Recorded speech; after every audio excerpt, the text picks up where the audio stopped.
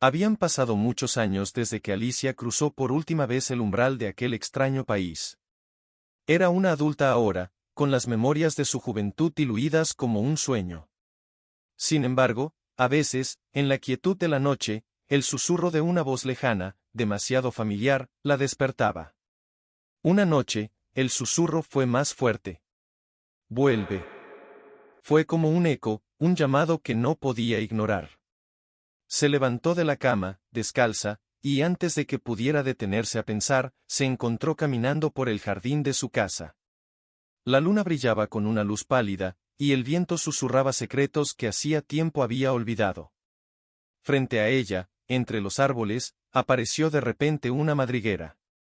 No era una madriguera cualquiera, era la misma que había evitado durante tantos años, la que pertenecía a su infancia, a los sueños.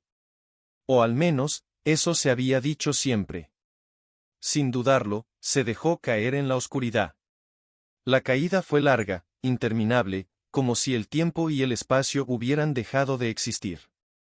Cuando finalmente tocó tierra, se encontró en un lugar que reconocía, pero algo estaba terriblemente mal. El país de las maravillas ya no era el mismo.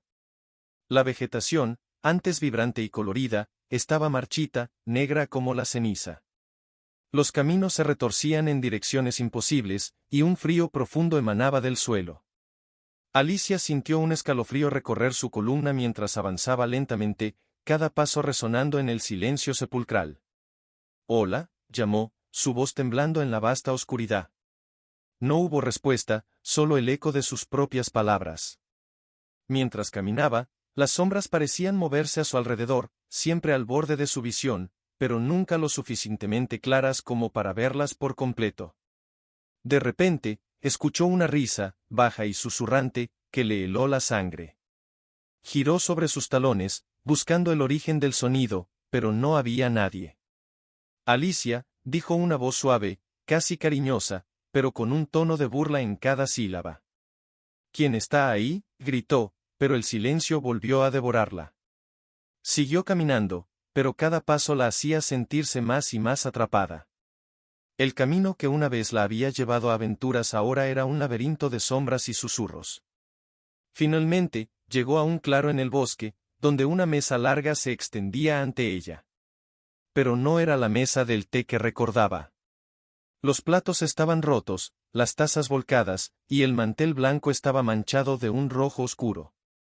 Sentados alrededor de la mesa, las figuras familiares la observaban con ojos vacíos. El sombrerero loco, la liebre de marzo, el lirón, todos estaban allí, pero había algo terriblemente incorrecto en ellos. No se movían, sus cuerpos rígidos como si fueran estatuas, y sus miradas fijas en ella, vacías y sin vida. «Alicia, querida», dijo una voz grave detrás de ella.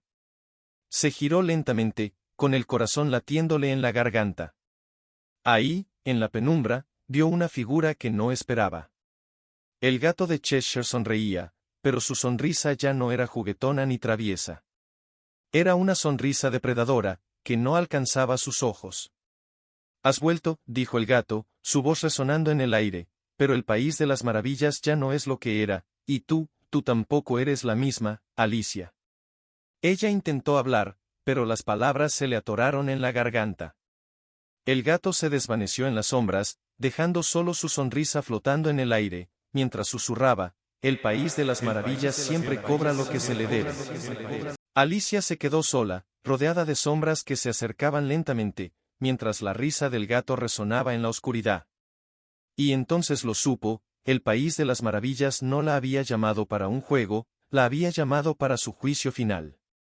El aire se volvió denso, y las sombras la envolvieron por completo.